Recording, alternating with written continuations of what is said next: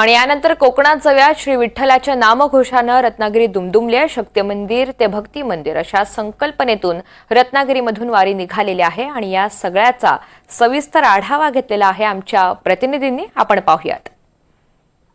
आज आषाढी एकादशी निमित्त पंढरीमध्ये भाविकांचा मेळा जमलेला आहे। त्याचप्रमाणे रत्नागिरीतही श्री विठ्ठल भक्तांचा मेळा जो आहे तो जमलेला आहे। आपण सध्या आहोत रत्नागिरी शहरामध्ये आहोत आणि या रत्नागिरी शहरामध्ये आज आषाढ वारीचं आयोजन करण्यात आलेलं आहे।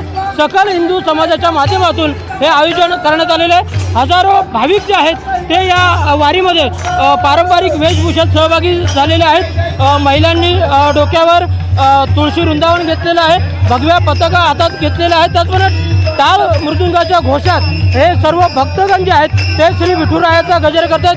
ज्ञानोबा माऊली तुकाराम आणि त्याचप्रमाणे विठ्ठल रखुमाईच्या जयघोषात ही वारी जी आहे ती निघालेली आहे। शक्ती मंदिर ते भक्ती मंदिर अशी ही वारी जी आहे ती निघालेली आहे। आपल्यासोबत इथे आयोजक देखील आहेत, त्यांच्याशी देखील आपण या संदर्भात बातचीत करणार आहोत।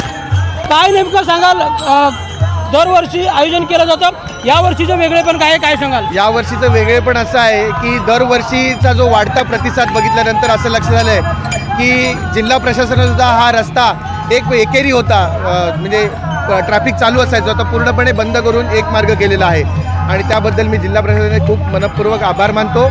त्याचबरोबर ही 4 वर्षापासून आपण ही रत्नागिरीमध्ये परंपरा चालू केली आहे। 100 वर्ष जुनं आपल्याकडे प्रति पंढरपूर समजलं जाणारं विठ्ठलाचं मंदिर आहे आणि ज्या भाविकांना 700-800 वर्षापासूनची आपली वारीची जी परंपरा आहे ह्या वारीला जाता येत नाही, त्या वारकऱ्यांसाठी त्या भाविकांसाठी रत्नागिरीमध्ये आयोजन करणं हे आम्ही सकल हिंदू समाजातर्फे ठरवून 4 वर्षापासून यशस्वीरित्या याचं आयोजन करतोय।